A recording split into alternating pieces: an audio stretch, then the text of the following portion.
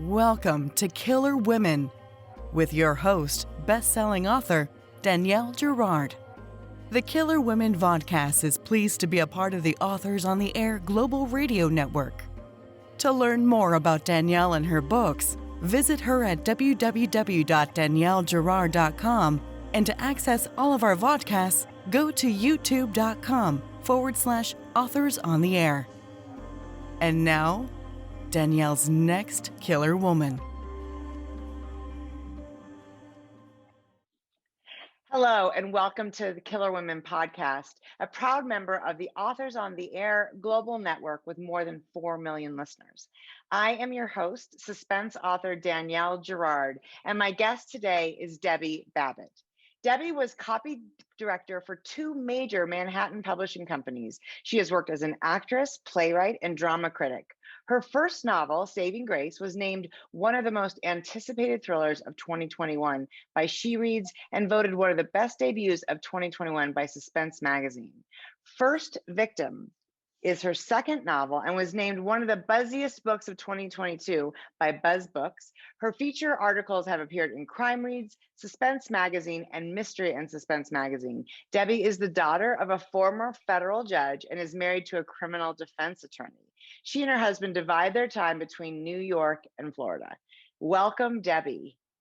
Thank you. I'm so glad to be here. Great to see you, Danielle. So fun. And the research that went into Alice's character, you obviously have easy access because Alice is a judge as well. So tell our listeners, before I start to unpack all the wonderful things about the book, tell our listeners a little bit about First Victim. Well, Alice is a Manhattan Supreme Court judge, and she's presiding over a murder trial. And something about this trial is starting to get to her, and she assumes it might be the stresses of her personal life, because she's actually got a secret that if it got out could have ramifications both professionally and personally. But that's not the only secret Alice is keeping. Unbeknownst to her, her daughter Alexis has begun a search for her biological father. That search will take Alice to a tiny town in upstate New York, where she will finally face her past and have to choose between justice and revenge. Beautifully.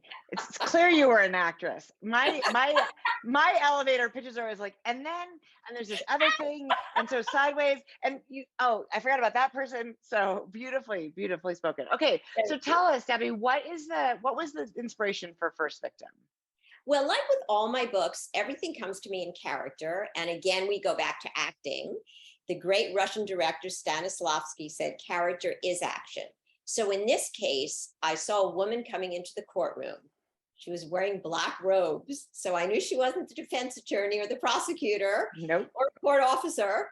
So I knew she was a judge. And then she started telling me her story. I know this sounds a little mystical, but I started to learn more and more about her, and then her home life as well. And then she took me on the journey, and I started to figure out what to do, when to do it, what was happening in her life, her family members, and of course, this trial she's presiding over, which becomes the centerpiece of the part 1 anyway. Right. So tell, I don't think it gives us anything away by telling us a little bit about the trial, right? Yes, it's the defendant's charged with the murder of a pregnant woman. And in 2019, Governor Cuomo, there was a whole legislation. I don't want to get into the whole thing, but right. A fetus could not be considered a murder victim after that. So the defendant can't be charged with double homicide, but it's still a pretty awful murder, and everyone's up in arms about it. And you've got, all the anti-abortionists in the courtroom, and it's very difficult for Alice because this harkens back to things in her own life. And of course, she's a woman and a mother, of course. Right. So it really hits at the core of womanhood. Yeah. So that's the trial. And the defendant, without giving anything away, decides to represent himself, which does happen on occasion. Yeah. Judges have to allow it if the defendant shows enough knowledge of the law, even if it's rudimentary. Right. And though most of them get convicted, defending themselves.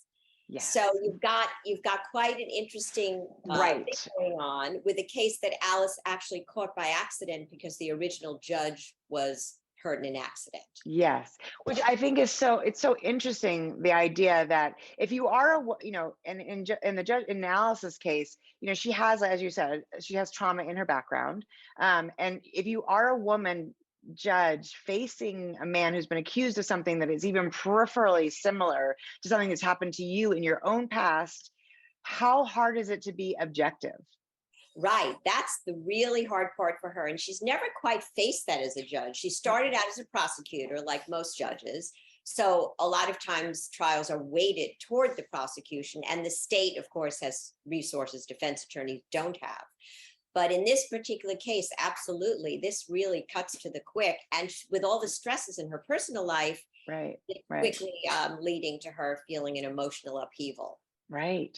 And there's actually, I think it doesn't also give anything away to say that, Alice's own relationship with, the male figures in her life. She has a wonderful husband who's also a judge, but her father left, when she was young. And that is a kind of trauma for young people, men and boys and girls, I think, that, how the kids blame themselves. And so there's this quote on 305.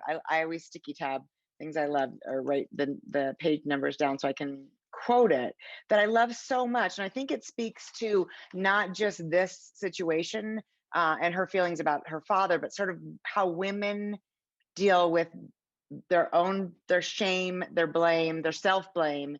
And it's basically, she talks about her mother. I'm going to get this right. I want to make sure. So this is referring to her father leaving, and her mother told her it had nothing to do with her, that it wasn't her fault. But Alice believed it was, just as a part of her believed that what was happening to her was her fault too. And I'm not going to tell too much about what's happening to her, obviously. And I think that's so interesting, because I think one of the things I love to explore, since we're, killer women, is sort of the way that women deal with blame in situations where we all, like, reasonably, logically, we know there should be no blame on us. Now, as children, it's hard because we're not rational, but as adults, we still own that blame as women. And isn't it, it's the first thing we do, blame ourselves. So I want to sort of talk about the idea of culpability, right? Or perceived culpability. What's the perception of the victim? Now, not in the case, obviously, of somebody who's murdered, but in the case of somebody who gets away, what do you think why do we do that? Are we trained to feel responsible for having put ourselves in a position? I kind of want to talk about that. And what do you want readers to sort of take away for that, about that shame? Well, that is interesting. There's a big difference between men and women that way. And I think it's how we're socially developed too, that women are the nurturers, and women are supposed to smooth everything over and keep everything nice. So that when things go wrong, it's hard not to think, well, I should have done this or I should have done that. And I think women question more. And I don't want to say men don't question, but because men are socially developed, again, it could be the social development to be problem solvers. They're not looking back. They're not reflecting that way. They're saying, we must go forward and now fix this. And what's the next step?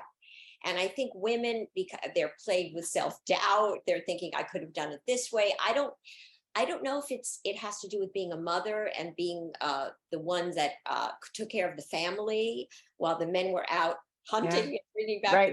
Right. So it's a single-mindedness of purpose, and not that women have more time to think, but I think also there are more victims that are women in the world. Men are physically stronger. Yeah. So women tend to think of themselves more as victims anyway. And then it's easy to blame yourself when society also castigates you on a certain level and are you to blame and questions you and makes you doubt yourself. Yeah. So what's that about? Is it all social? Is part of it in our DNA? It's hard to say. I think a lot of it's socialization. I do.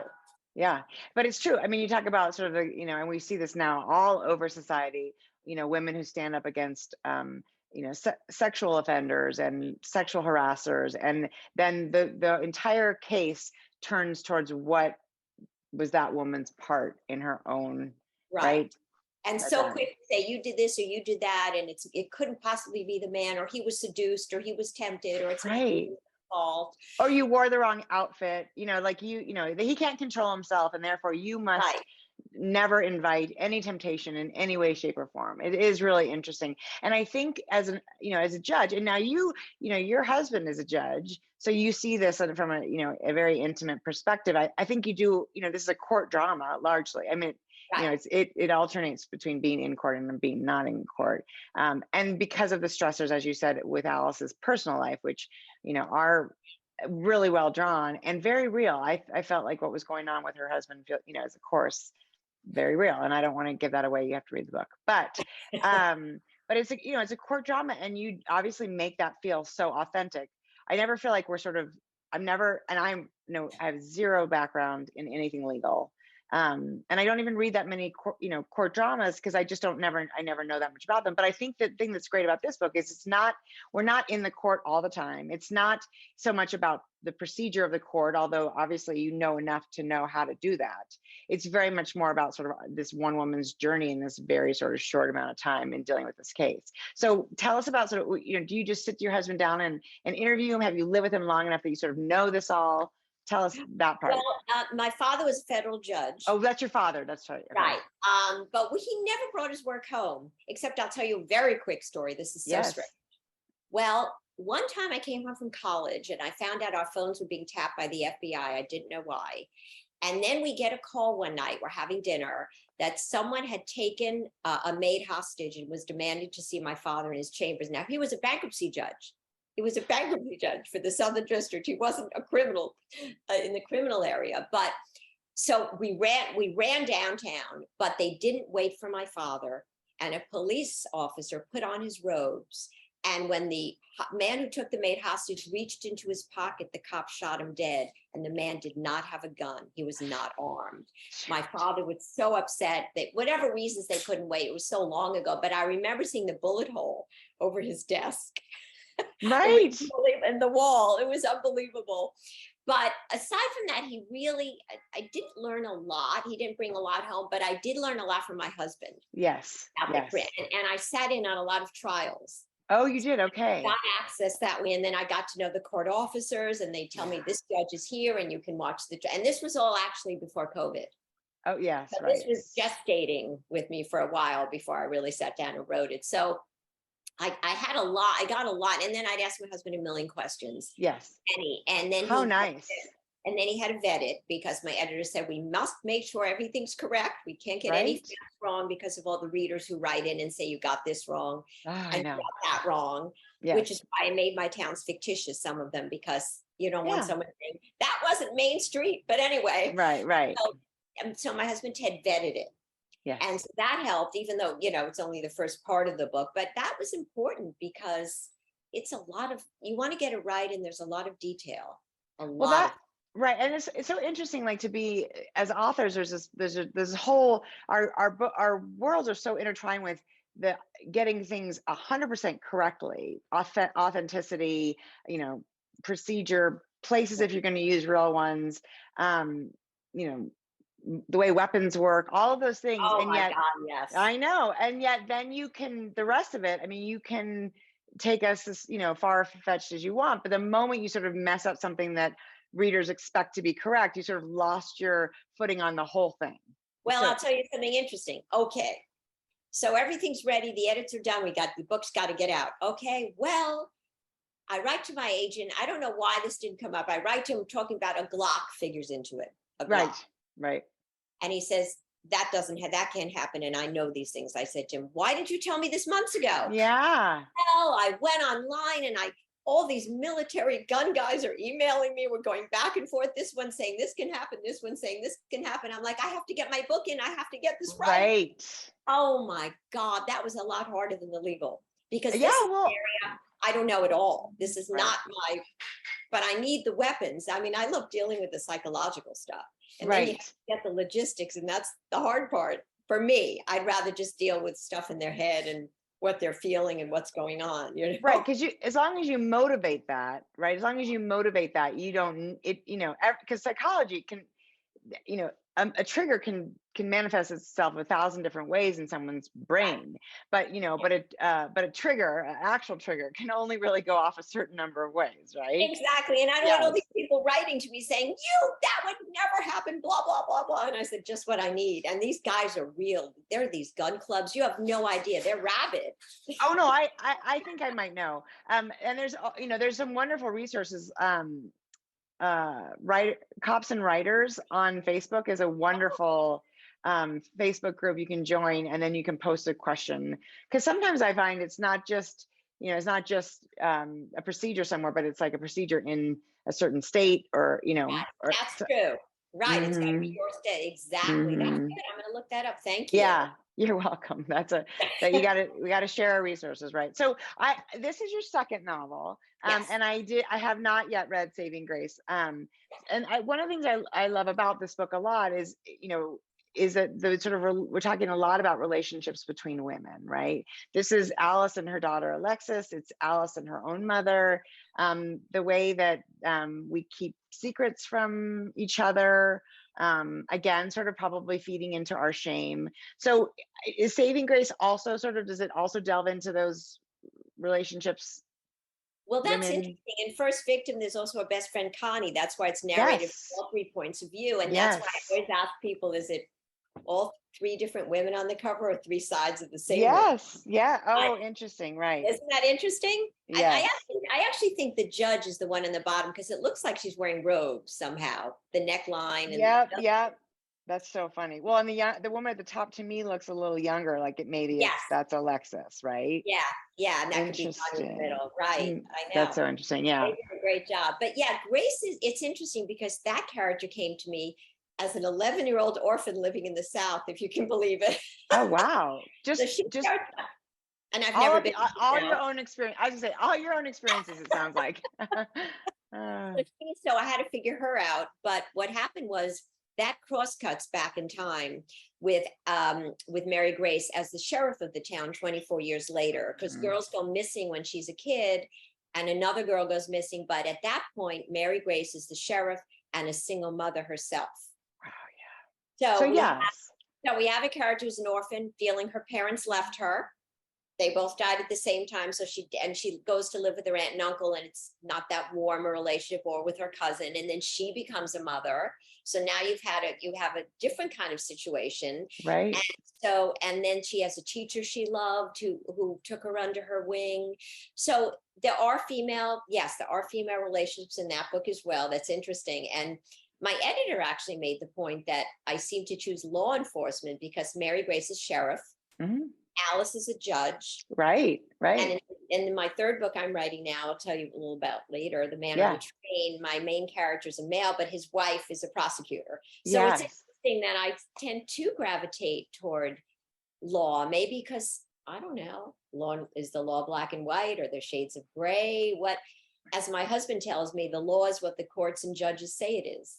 So that's kind of interesting. Well, and I think especially in this day and age, right? We have a lot. With what the changes in the Supreme Court, we're seeing a lot of different types of the objectivity thing is question. I mean, it's a question: is it possible? And that's actually kind of my next question for you. It's Alice rides the line really carefully about sort of what is her job as a judge, what must she allow, and now she has like when you're when you're the judge, you've got, if the attorney wants to approach the bench or see you in chambers, now you have a man who's been accused of a very violent crime, who's sort of right up in your space. Right, exactly. It's difficult, and when you're having things going on in your life. And you wonder about judges sometimes. I actually spoke to a few. I actually ran into one that my husband introduced me to. She was running around the reservoir where Alice runs. And, she'd been doing it a long time. She was thinking of retiring. And, she said at times the job gets to you depending on your cases. But when you have a case like this, and you have things going on, it's so hard to be objective. And that's what's happening to Alice. Of all things, if she were a prosecutor, she could say, convict the bastard. Right. Defense attorney, she could say, I'll get him off, even if he's guilty. And that could be conflicting anyway. Right. But a judge who has to make sure she's the modicum of impartiality, and she's got to be the model of propriety. And I mean, she cannot make a false step.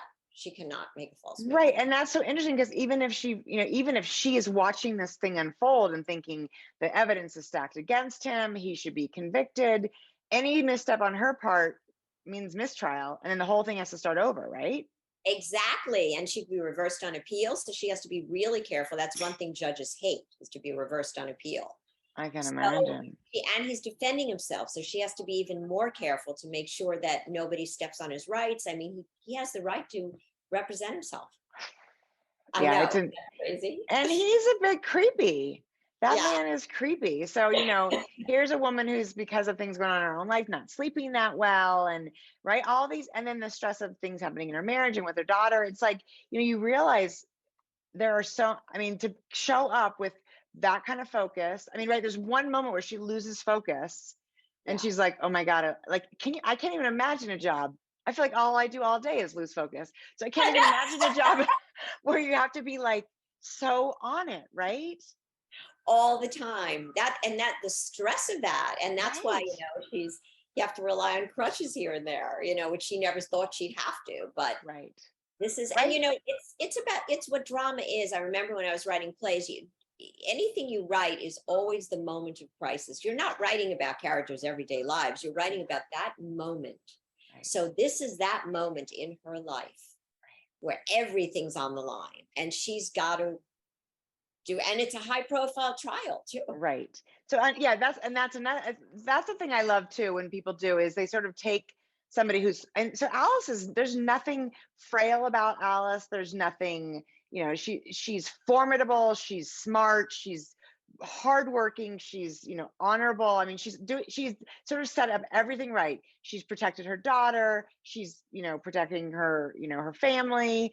And yet, on top of, not only is there issues, in her marriage, but also with her daughter, and now this case in her own past. It's like, you literally, Debbie, you just drowned this lady in in, in sort of the moment that all shit, goes to hell in a handbasket. It is, and it's a lovely, it's stress. It's like, as a reader, you're like, oh my God, Alice. Well, Lisa Gardner said that. She said, "Oh my God, my heart, Alice." Yes. I was like with her every step. I couldn't. Oh, I was feeling for her. What's going to happen next? Poor Alice. And I'm like, when you're the author writing her, you're in it, Yes. but you're not thinking. You're not outside yourself or outside the character thinking that, because you're just in it with her. And so much more. The other thing about it is there's a lot of things we don't know. So we're like, what is happening? Which is this is a sign of a really, well-told story, that we really are like, let's, I'd like to go to bed because it's midnight, but I can't go to bed because I'm in the middle of part 2 and I have to keep going. So, okay. So you started to sort of tell us what is next. Tell us about the story, The Man on the Train. Yes. So Guy, his name's Guy. Uh-huh. He came to me. This is actually my first fully male character that came to me. And I saw this commuter who takes the Metro North every day to work from Scarsdale. And he sees a beautiful young woman on the train. And he's married. But his life too, he's going through things in his life, things he's aware of, things he's not aware of. In every thriller, there's a past, right? Always. So Of course. Yeah, of course. So and also what happens in these books is the character's ripe for whatever's going to happen. Yeah, They're like right. in that space where things can happen. Right. So he's in that space where things can happen. And now he's got temptation. What does he do? And it's from his point of view, but it also goes into his wife's point of view. As I said, she's a prosecutor, and some other characters who come into it. And part 2 actually takes place in Montauk, which I know well because I've lived in Amagansett for 25 years. Oh my gosh, right. I just came from a big book tour in the Hamptons. So, and I was interviewed by Montauk Live TV, and I said to him, wait till you see my next book. I couldn't believe it. But Montauk is a very interesting town because it was the last to be gentrified. It was a small fishing village that sleepy, not developed like the Hamptons. And now, of course, it's become, right, because it's it's the easternmost tip of Long Island. You can't go any farther east than that. So I thought that was a Okay. great setting So for part great. 2 of the book. And again, a character who goes to another place.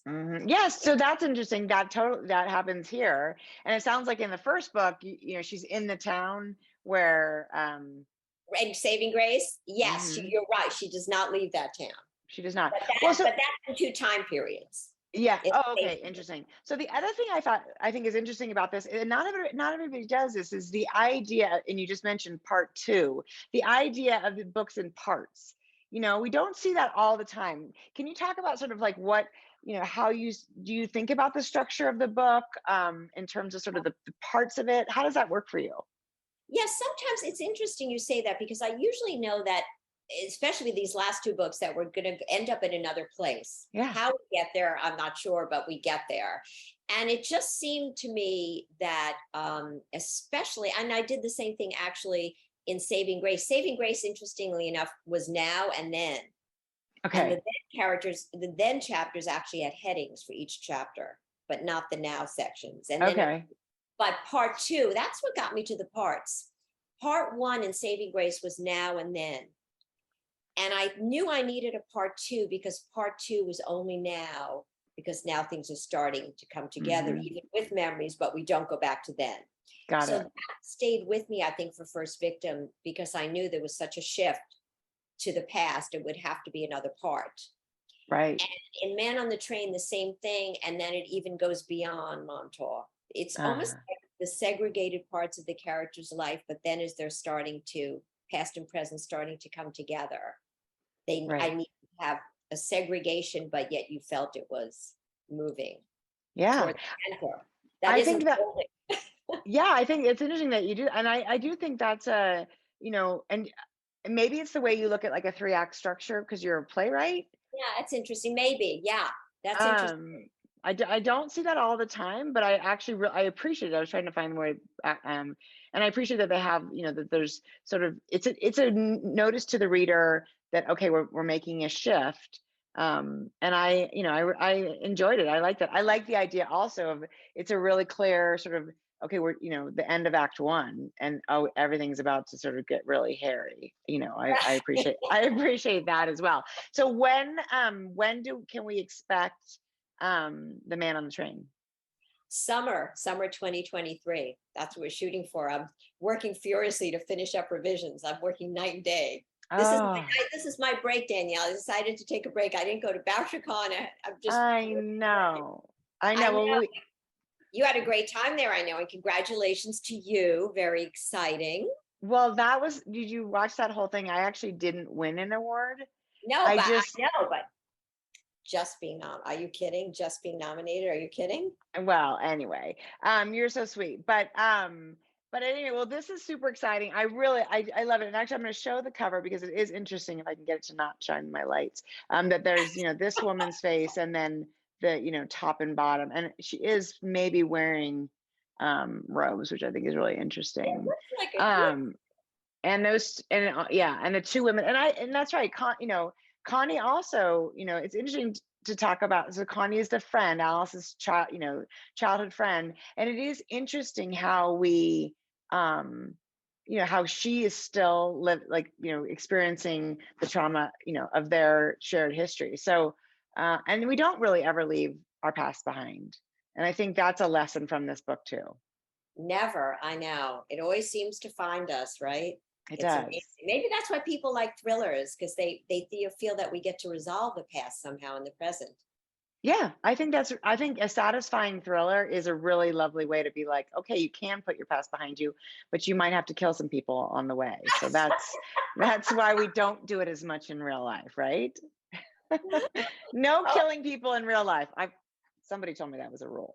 Okay, summer of 2023 for The Man on the Train, Saving Grace, and First Victim are already available by Debbie Babitt.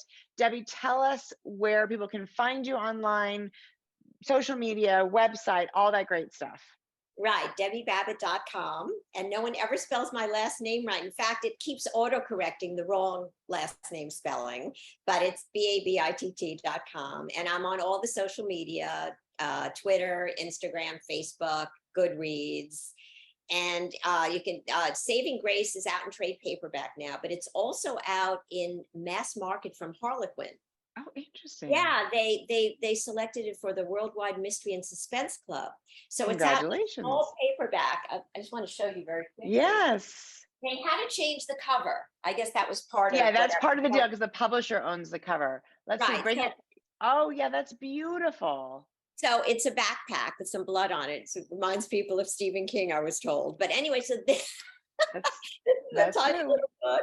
This has been out since August. Yeah. And then the trade paperback of Saving Grace is out at the same time as First Victim in hardcover. And they're all available in Kindle, ebook, Audible, by So Black. fun. Yeah. Yeah. So everywhere you can find the books everywhere. All the That's local stores. yeah, that's and I right. So support your local bookstores is always a wonderful way to do it. And I'm sure you have some signed copies around in New York City and Oh, all over the Hamptons. The corner bookstore that did my launch has signed copies, yes. and there are still signed copies at Mysterious Bookshop. Where next Thursday evening, if anyone's in New York, it'll also be live streamed. I'll be in conversation with Wendy Walker. Oh, I In love person. Wendy. In So person. fun. Nice. So fun. Well, this is so exciting. We are so it was so fun to read. And Thank you. so fun to get an insight into, a different world because as I said, I don't have that experience. And I loved reading about a female judge. I can't think that I've done that before. So that was really, really fun. And I look forward to reading, about a female prosecutor, which I also don't know. I'm sure I have, but I can't remember. So I'm ready for another one is what I'm saying. So it's been so fun to have you today, Debbie. Thank you so much for joining us. Thank you for having me. And it's great we met briefly at Thriller Fest, but this is very nice. And you're a good example for me. You've been writing a while and I'm looking forward to getting into some of your books. Oh, you're so sweet. I really appreciate that. Well, thank you everybody for joining us on the Killer Woman podcast today with Debbie Babitt. Stay tuned. We'll be back again next week with a new Killer Woman. Oh, Bye. boy. Can't wait. Thanks, Danielle. Bye-bye.